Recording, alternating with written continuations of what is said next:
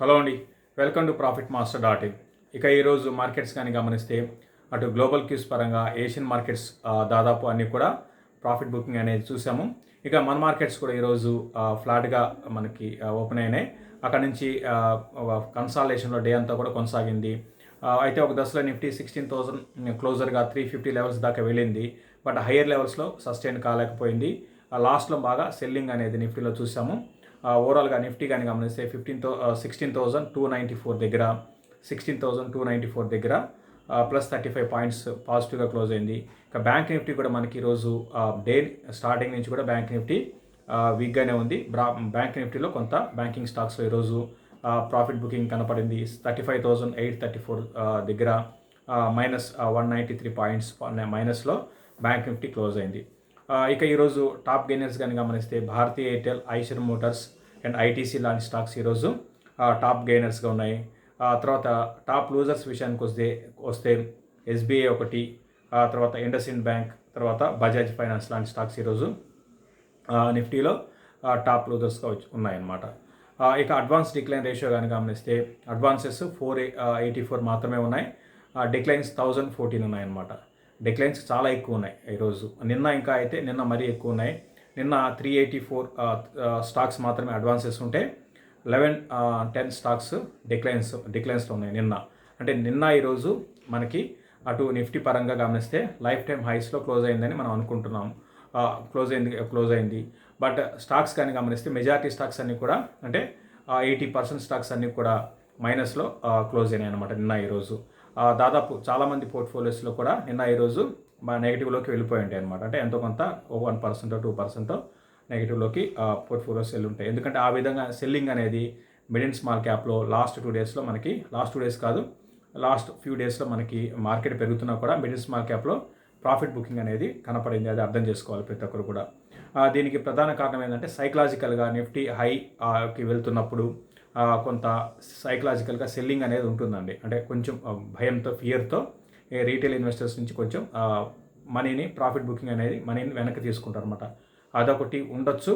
Plus ఇంకొక reason ఏంటంటే retail participation కూడా కొంచెం తగ్గొచ్చు అని నేను అనుకుంటున్నాను ఈ లెవెల్స్ నుంచి. ఎందుకంటే కంటిన్యూగా న్యూ డీమ్యాట్ అకౌంట్స్ ఓపెన్ అవుతున్నాయి, మనీ వస్తూనే ఉంది లాస్ట్ మనకి 1 year నుంచి. కాబట్టి కొంచెం ఇక్కడ ఒక స్టెప్ కొత్తగా డిమ్యాట్ అకౌంట్స్ ఓపెన్ కావడం అనేది తగ్గే అవకాశాలు ఉన్నాయని అనుకుంటున్నాను.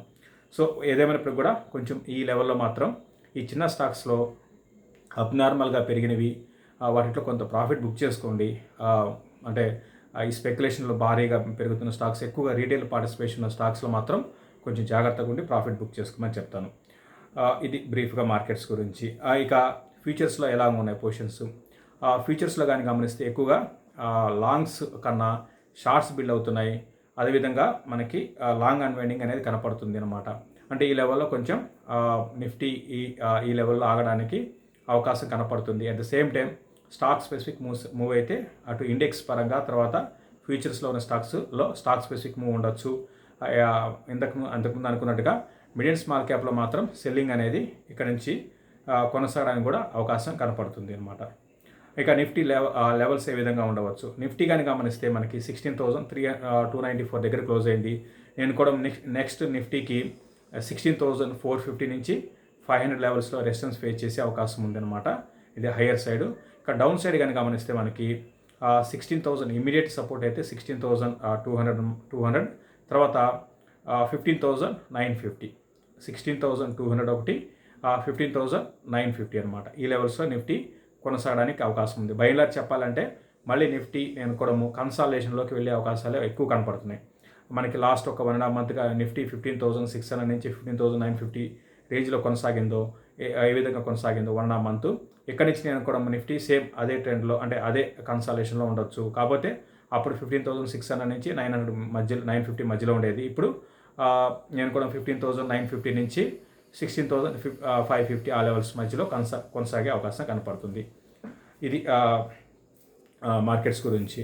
ఇక చాలామంది అడుగుతున్న స్టాక్స్లో మనకి ఈరోజు బీసీజీ గురించి అడుగుతున్నారు. ఇది కానీ గమనిస్తే 41 రూపీస్లో ఉందండి. స్టాక్ పేరు బీసీజీ. ఇది రీసెంట్గా మల్టీ బ్యాగర్ అయిపోయిన స్టాక్. 10 రూపాయల లోపు ఉండేది. 10 రూపాయల నుంచి దగ్గరగా మనకి 52 వీక్ హైగాని గమనిస్తే 55 రూపీస్కి వెళ్ళింది. ఇప్పుడు రూపీస్ లాస్ట్ ఫ్యూ డేస్కి ఇది లోయర్ సర్క్యూట్ అంటే -5% పడిపోతుంది అనమాట. సో ఇది కానీ గమనిస్తే వీళ్ళు డిజిటల్ మార్కెటింగ్లో ఉన్నారనమాట. సో ఒకప్పటికి ఇప్పటికి వీళ్ళు ఉన్న బిజినెస్ ఏదైతే ఉందో బాగా కాంపిటీషన్ అనేది పెరిగిందండి. పెరిగింది.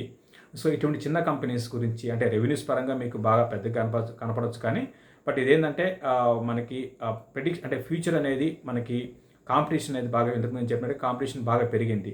దీంతో పాటు ఏంటంటే ఈ కంపెనీస్ గురించి సరైన ఇన్ఫర్మేషన్ అనేది మనకి కరెక్ట్గా ఉండదండి. తెలియదు. నాకైతే పర్సనల్గా అయితే తెలియదు. మీకు ఏదన్నా ఈ కంపెనీ గురించి బాగా తెలిసి ఉంటే మాత్రం మీకు నమ్మకం ఉండి కాన్ఫిడెంట్గా ఉండి ఈ బిజినెస్ మీద మీకు మంచి అవగాహన ఉంటే మాత్రం మీరు హోల్డ్ చేసుకోవచ్చు. అది మీకు మీ చాయిస్ అనమాట. బట్ నా ఉద్దేశం ప్రకారం ఇవన్నీ ఏంటంటే సో ఒక టైంలో బాగా పెరుగుతాయి, తర్వాత మళ్ళీ డౌన్ ట్రెండ్ స్టార్ట్ అయితే మళ్ళీ వీటిలో మనం అమ్ముకోలేమండి. అది మెయిన్ మైనస్ పాయింట్ ఏంటంటే మనం అమ్ముకోలేమన్నమాట. ఫర్ ఎగ్జాంపుల్ రీసెంట్గా నేను చూసి ఎంతమందినట్టుగా ₹10 లోపల నుంచి 55కి వెళ్ళింది. మళ్ళీ అక్కడ నుంచి రివర్స్ అయింది. ఎక్కడి నుంచి రివర్స్ అవుతుంది, మళ్ళీ డౌన్ సైడ్ ఎంతవరకు వెళ్తుంది అనేది ఎవరికి కూడా తెలియని పరిస్థితి. దీనికంటూ ఒక ప్రామాణికం అంటూ ఏది లేదు. మెయిన్ ఏంటంటే ఇందులో ఎక్కువ రీటైల్ ఇన్వెస్టర్ తప్ప మిగతా ఎవ్వరు కూడా అటు డొమెస్టిక్ ఫండ్స్ ఎవరు ఇన్వెస్ట్ చేయరు. అదేవిధంగా ఫారిన్ ఫండ్స్ ఎవరు కూడా ఈ స్టాక్స్లో ఇన్వెస్ట్ చేయరండి. మీరు కావాలంటే మీరు ప్యాటర్న్ చూడండి, షేర్ హోల్డింగ్ ప్యాటర్న్ చూడండి. ప్రమోటర్ ఉంటారు, తర్వాత రీటైల్ ఇన్వెస్టర్స్ ఉంటారు అన్నమాట. అంతే. ఈవెన్ హై నెట్వర్క్ ఇన్వెస్టర్స్ కూడా ఉండరు. ఎవరో ఒకరో ఇద్దరు ఉండొచ్చేమో, బాగా వాళ్ళకి తెలిసి ఉంటే కంపెనీ గురించి క్షుణ్ణంగా తెలిసి ఉంటే ఉండొచ్చు. అంతేగాని ఇటువంటి స్టాక్స్లో మీరు ఇన్వెస్ట్ చేసేటప్పుడు మీరు యూట్యూబ్లోనో లేదా న్యూస్ ఛానల్స్లోనో హైప్ అనేది ఉంటుంది. అది చూడండి. ఇన్వెస్ట్ చేసే ముందు ఒకసారి చూడండి. మరీ దేనికైతే హైప్ క్రియేట్ అవుతుందో అటువంటి స్టాక్స్కి దూరంగా ఉండండి. అంటే హైప్ క్రియేట్ కావడం అంటే మనకి ఫ్యూ డేస్ బ్యాక్ ఒక వీడియో కింద ఒకరు మెసేజ్ పెట్టారనమాట. నేను ఒక యూట్యూబ్లో హైప్ అంటే దాని గురించి బాగా ఇంకా ఎక్కువ చెప్పడము, అన్ని పాజిటివ్ అంశాలు చెప్పడం, ఇవన్నీ చూసి నేను భారీగా నష్టపోయాను. ఇప్పుడిప్పుడే రికవర్ అవుతున్నాను అని చెప్పారు. సో ఏమవుతుందంటే మొత్తం పాజిటివ్ న్యూస్లో వస్తాయి అనమాట. అంటే నేను బీసీజీ గురించి చెప్పలేదు, ఓవరాల్గా ఈ మిడ్ అండ్ స్మాల్ క్యాప్లో ఏం జరుగుతుందో చెప్తున్నాను. ఒక కార్టెల్గా ఉంటారు, గ్రూప్గా ఉంటారు. వాళ్ళు ఈ ఇన్ఫర్మేషన్ అంటే న్యూస్ బేస్డ్ ప్రెస్ రిలీజులు ఇవన్నీ చేస్తుంటారు. సో దట్ ఆ స్టాక్ని పెంచుతూ ఉంటారు అనమాట. వాళ్ళు ఎగ్జిట్ అవుతుంటారు, రీటైల్ ఇన్వెస్టర్స్ కొంటుంటారు. కాబట్టి ఇవన్నీ కూడా చాలా జాగ్రత్తగా ఉండాలి. సో మీకు ఈ బీసీజీ గురించి బాగా తెలుసుంటే మాత్రం డెఫినెట్గా హోల్డ్ చేసుకోండి. నాకైతే మాత్రం ఇటువంటి స్టాక్ జోలికైతే నేనైతే సజెస్ట్ చేయను వెళ్ళమని. నాకేదైనా తెలిసి ఉంటే ఇటువంటి స్టాక్స్ గురించి నేను తప్పకుండా మీకు చెప్తానండి. ఇది బీసీజీ గురించి. ఇక జమునా ఆటో గురించి అడుగుతున్నారు. జమునా ఆటో సో ఇది కూడా ఏంటంటే ఒక మిడ్ క్యాప్ కంపెనీ. చాలా ఫండమెంటల్ పరంగా ఒకప్పటికి ఇప్పటికి బాగా ఇంప్రూవ్ అయిందండి. దీని గురించి అయితే నేను కాన్ఫిడెంట్గా చెప్పగలుగుతాను. దీన్ని మీరు హోల్డ్ చేసుకోవచ్చు. ప్రస్తుతానికి ₹88 ఉంది. ఇది ఇక్కడ నుంచి ఇంకా ఒక 20% 30% పడినా కూడా మీరు ఒక 3 ఏళ్ళు 4 ఏళ్ళు వెయిట్ చేసినా కూడా మళ్ళీ ఇది పెరిగే అవకాశం ఉంది. అంటే ఫ్రెష్గా కొనమని చెప్పడం కాదు. రీసెంట్గా ఇది కూడా ₹20 నుంచి బాగా పెరిగిందండి. ఇది సస్పెన్షన్స్ ఇండియాలో సస్పెన్షన్ తయారు చేసే ఇంకా ఆటో యాన్సిలరీ కింద వస్తుంది. ఆటో యాన్సిలరీ కంపెనీస్ ఎప్పుడు కూడా ఆటోమొబైల్ ఇండస్ట్రీ చాలా స్ట్రాంగ్ ఉంటే ఆబ్వియస్గా ఇవన్నీ కూడా పెరుగుతూ ఉంటాయండి. అయితే దీనికి 2018 నుంచి 2020 వరకు చాలా బ్యాడ్ పీరియడ్ అనేది మనం చూసాం. అంటే సేల్స్ బాగా తగ్గిపోయింది. ఇప్పుడిప్పుడే మనకి అటు సేల్స్లో మనకి పెరుగుదల చూస్తున్నాము. అదేవిధంగా ప్రాఫిట్స్లో కూడా మనకి ఇంప్రూవ్మెంట్ చూస్తున్నాము. కాబట్టి జమునా ఆటోని మీరు ఒక లాంగ్ టర్మ్ ఇన్వెస్ట్మెంట్ పరంగా అయితే లోయర్ లెవెల్స్లో కొని ఉంటే మీరు లాంగ్ టర్మ్కి హోల్డ్ చేసుకోండి. అయితే ఎక్కడి నుంచి మార్కెట్ పడితే డెఫినెట్గా ఇది కూడా 60కి రావచ్చు, ఇంకా అంతకన్నా కిందకి వెళ్ళచ్చు. బట్ మీరు లాంగ్ టర్మ్ దృష్టిలో ఉంటే మాత్రం మంచి కంపెనీ అని చెప్తాను. లాంగ్ టర్మ్కి హోల్డ్ చేయమనే చెప్తానండి. ఎప్పుడైతే మనకి ఆటోమొబైల్ ఇండస్ట్రీ వీక్ అవుతుందో అప్పుడు దీంట్లో మనకి సెల్లింగ్ అనేది ఉంటుంది. అప్పటి వరకు దీంట్లో భయపడాల్సిన అవసరం అయితే లేదు. ఓవరాల్గా ఒక ఇన్వెస్ట్మెంట్ పరంగా జమునా ఆటోని హోల్డ్ చేయమని చెప్తాను. ఇక ఐటీసీ గురించి ఎక్కువ అడగటం లేదు కానీ బట్ మనం ఒక ఇంట్రెస్టింగ్ చూసాము. ఈరోజు మార్కెట్స్లో టాప్ గెయినర్స్ భారతీ ఎయిర్టెల్, మరోవైపు ఐటీసీ అనమాట. ఇవన్నీ కూడా ఏంటంటే ఇన్ని రోజులు మార్కెట్స్లో ఎంత బ్రహ్మాండమైన ర్యాలీ వచ్చింది. బట్ ఈ రెండు కూడా ఏమాత్రం పార్టిసిపేట్ చేయలేదు. మధ్యలో పెరిగాయి, మళ్ళీ పడిపోతుంటాయి అనమాట. బట్ ఇక్కడ నుంచి నేను అనుకోవడం ఏంటంటే మనం ఇక్కడ నుంచి ఎటువంటి స్టాక్ సెలెక్ట్ చేసుకోవాలి అంటే ఏవైతే వాల్యుయేషన్స్, ఫర్ ఎగ్జాంపుల్ ఐటీసీ తీసుకుందాం. ఐటీసీ వాల్యుయేషన్స్ పరంగా చాలా అట్రాక్టివ్ ఉంది. మరి ఎందుకు పెరగడం లేదు? నేను 6 months బ్యాక్ 1-2 వీడియోలు కూడా చెప్పడం జరిగింది. ఐటీసీని హోల్డ్ చేసుకోండి, కాకపోతే 2 to 3 years మినిమం పీరియడ్ పెట్టుకొని బాగా ఓపికతో హోల్డ్ చేసుకోండి అని చెప్పాను. సో ఇప్పుడు కూడా అదే చెప్తాను. ఒక 2 to 3 years మీరు ఉండగలిగితే మీకు ఒక పర్ యానం 25% దాకా రావడానికి కూడా అవకాశం ఉందండి. పర్ యానం విత్ మనకి డౌన్ సైడ్ రిస్క్ ఉన్నా కూడా భయపడాల్సిన అవసరం లేదు. సో రీసెంట్గా మనకి ఐటీసీలో ఒక మనం మార్పు అనేది చూసాము. అది ఏంటి అంటే లాస్ట్ 2 క్వార్టర్ల రిజల్ట్ పరంగా బాగా ఇంప్రూవ్మెంట్ అనేది వచ్చిందండి. లాస్ట్ 2 క్వార్టర్లు మీరు బాగా చూడండి. బిజినెస్లో మనం రెవెన్యూలో పరంగా అంటే లాస్ట్ ఇయర్తో మనం కంపేర్ చేయకపోయినా కూడా దానికి ముందు ఇయర్తో కంపేర్ చేసుకోవాలి. లాస్ట్ ఇయర్ అంటే మనకి కోవిడ్ కారణంగా మనకి బేస్ అనేది తక్కువ ఉంటుంది కాబట్టి లాస్ట్ ఇయర్తో కంపేర్ చేసుకుంటే బ్రహ్మాండంగా వచ్చింది అనుకోవచ్చు. కానీ మనం లాస్ట్ ఇయర్తో కాకుండా దానికి ముందు ఇయర్తో కంపేర్ చేసుకుంటే మాత్రం బిజినెస్లో మనకి పెరుగుదల చూసాము. అదొక పాజిటివ్ అంశము. తర్వాత మార్జిన్స్ కూడా స్లోగా పెరుగుతున్నాయండి. ఇంకా నేను కూడా 1.5 year పడుతుంది మార్జిన్స్లో మనకి ఇంకా ఇంప్రూవ్మెంట్ రావాలంటే. కాబట్టి బయలుదేరి చెప్పొచ్చేది అంటే ఐటీసీలో ఒక మనకి ఇక్కడ నుంచి ఒక ర్యాలీ అనేది స్టార్ట్ అయ్యే అవకాశాలు ఉన్నాయి. అయితే మార్కెట్స్ భారీగా సెల్లింగ్ వచ్చి వన్ సైడ్ ప్యానిక్ సెల్లింగ్ వస్తే అఫ్కోర్స్ ఇది కూడా పడవచ్చు. బట్ నెక్స్ట్ లెవెల్కి నిఫ్టీని తీసుకువెళ్ళాలి అంటే ఇటువంటి స్టాక్స్ అనమాట. లైక్ మనకి ఐటీసీ కానివ్వండి, అదేవిధంగా భారతి కానివ్వండి, కాంట్రిబ్యూషన్ ఎక్కువ ఉండొచ్చు. ఇంకోటి ఏంటంటే ఐటీసీలో ఇంకోటి గమనించాల్సింది ఏంటంటే మనము ఈవెన్ కరెంట్ వాల్యుయేషన్స్ పరంగా ఎఫ్ఎంసీజీలు అన్నిటికన్నా మనకి తక్కువ వాల్యుయేషన్ దొరుకుతుంది ఐటీసీ అండి. ప్రస్తుతానికి 19 PE దగ్గర ఉంది. ఓకే, ఇక్కడ నుంచి ఒక 30% పెరిగినా కూడా మనకి వాల్యుయేషన్స్ ఎక్స్పెన్సివ్ కాదనమాట.